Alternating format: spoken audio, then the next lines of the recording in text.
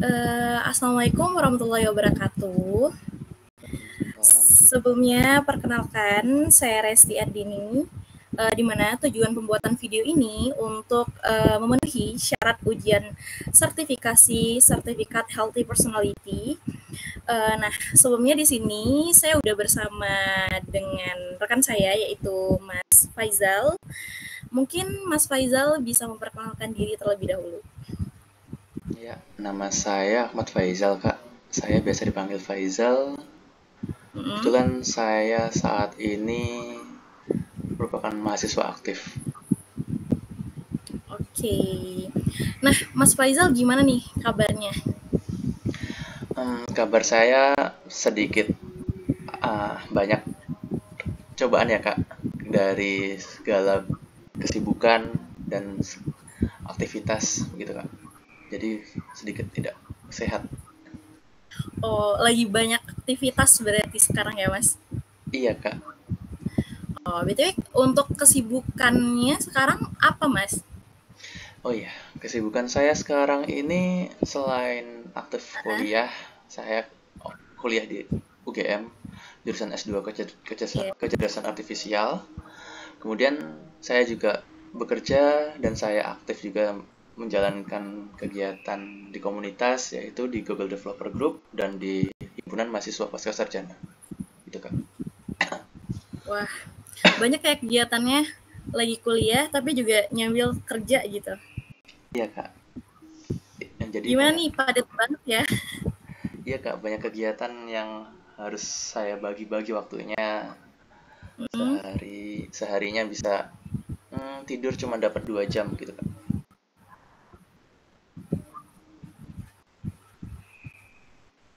oke. Mohon maaf, Mas, mungkin karena jaringan ya, apa suara saya terdengar? Suaranya terdengar, Kak. Oke, mungkin seperti yang Mas Faizal ceritakan tadi, di balik padatnya jadwal, apalagi Mas Faizal saat ini merupakan mahasiswa pascasarjana ya, yang memang Iya, seperti yang kita ketahui juga lagi disibukkan mungkin ya dengan tesis. iya, Kak, benar.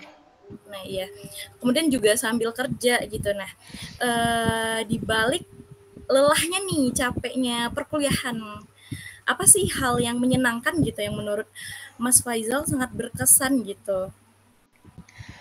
Mungkin boleh Pengalaman yang berkesan. diceritakan. Baik, pengalaman berkesan saya saat bergabung di Himpunan Pascasarjana ya, Kak. Jadi saya Mhm. mendapatkan banyak rekan dari berbagai suku, terus berbagai golongan dan usia. Jadi saya banyak belajar, banyak sharing-sharing juga, dan selama S2 itu juga banyak project yang saya tangani dari dosen begitu, Kak. Jadi itu yang menyenangkan dan berkesan bagi saya. Oh, untuk proyek yang ditangani dari dosen itu apa ya Mas kira-kira?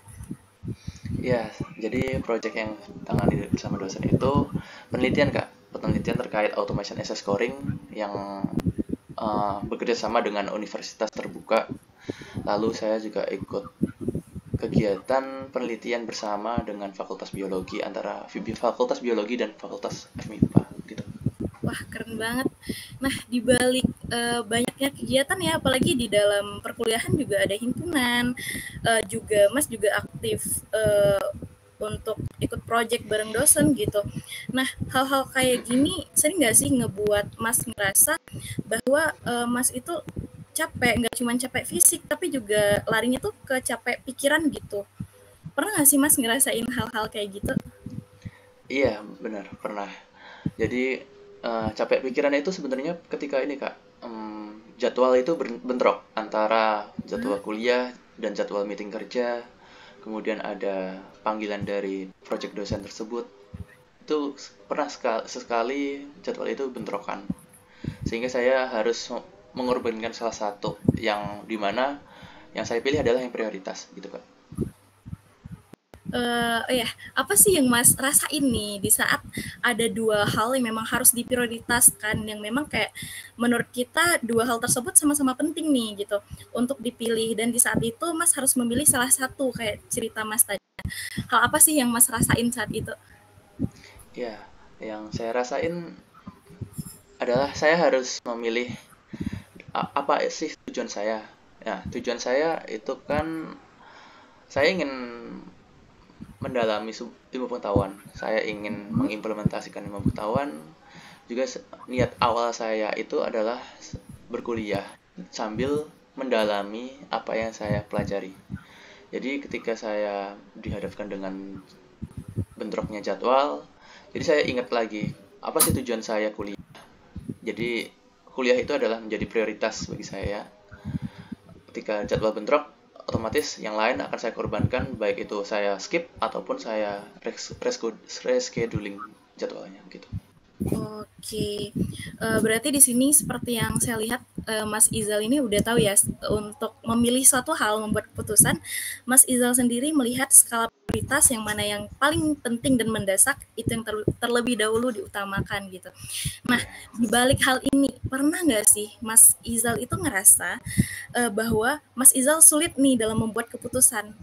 Kan tadi kita udah ngebahas nih, Mas Izal bisa nih milih antara akademik dan juga project gitu. Mas Izal lebih milih akademik gitu karena itu hal prioritas. Nah, di mana halnya itu berbanding terbalik dan Mas itu ngerasa bahwa Mas tidak bisa memilih nih antara kedua hal tersebut. Pernah nggak? Kayak Mas Iya, tuh berada di tengah gitu. iya, Mungkin bisa benar. diceritain. Kebetulan saya sedang baru saja menghadapi itu ya Kak. Jadi saat baru saja kemarin saya dihadapkan dua pilihan antara saya harus memilih karir dan pendidikan.